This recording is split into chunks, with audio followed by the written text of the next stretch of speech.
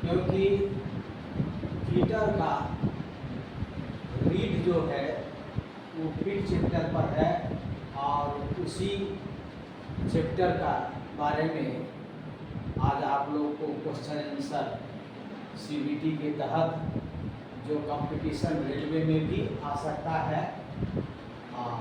देखिए question number 1, भारतीय system में 3 प्रकार की फीट क, डेट डॉट डॉट अ डॉट डॉट और गो डॉट डॉट होती है।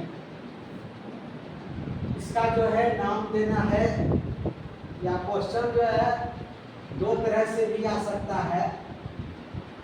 4 गो ऑप्शन दे देगा और उसमें से जो है 3 गो चूज करने के लिए आएगा, एक गलत आंसर भी दे देगा।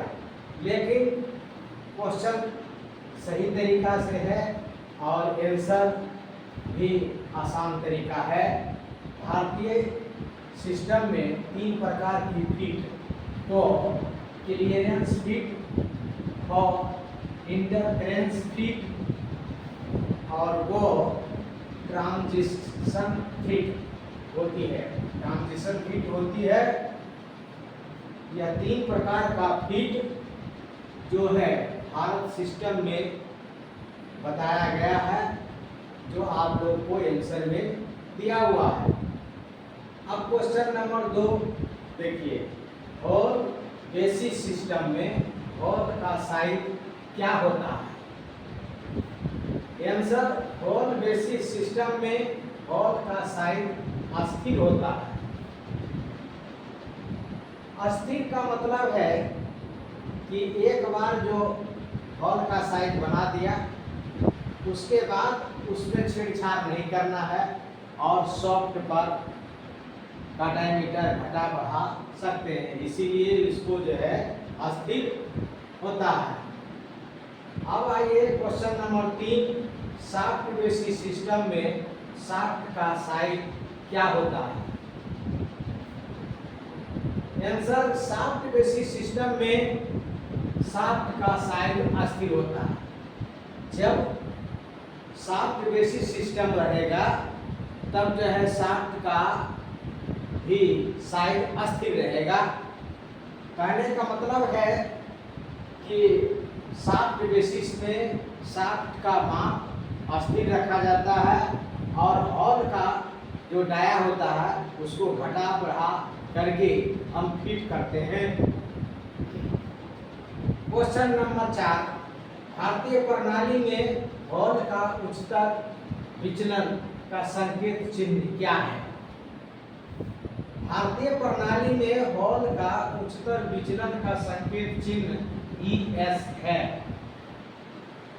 क्वेश्चन नंबर 5, भारतीय प्रणाली में शाफ्ट का उच्चतर विचलन का संकेत चिन्ह क्या होता है?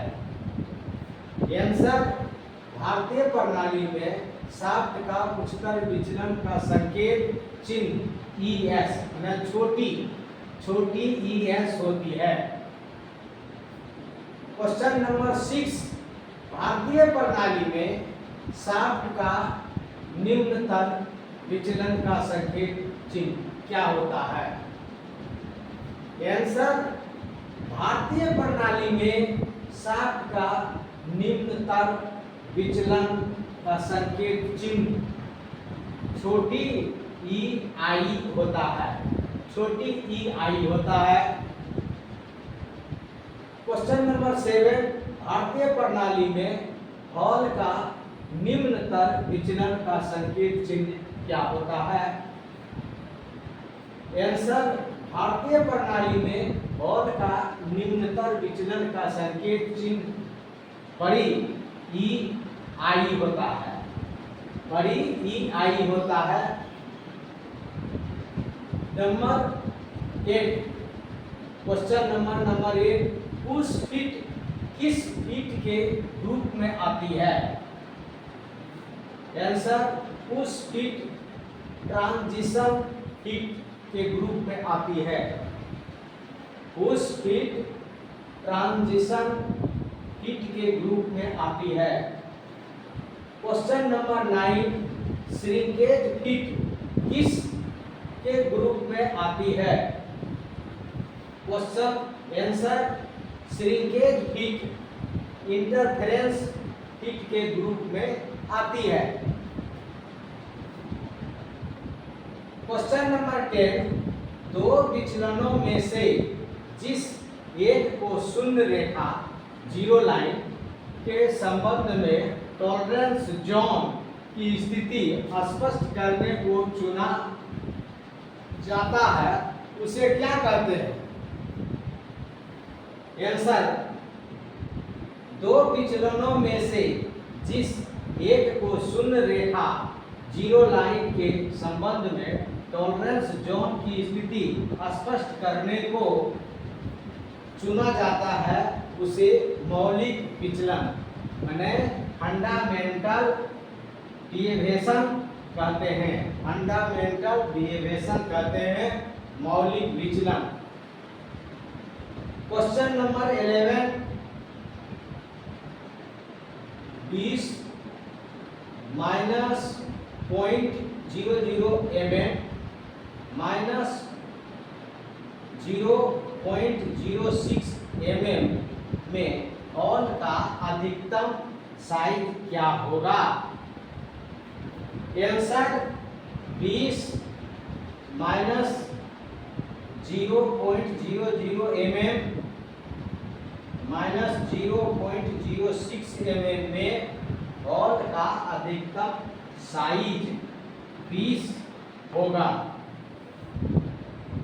देखिए, यह क्वेश्चन बहुत इंपॉर्टेंट है, परीक्षा में आ सकता है, सीबीटी में भी आ सकता है और कंपटीशन में भी आएगा, इसलिए इसको जो है ध्यान से देखिए और रिवीजन कीजिए। Thank you.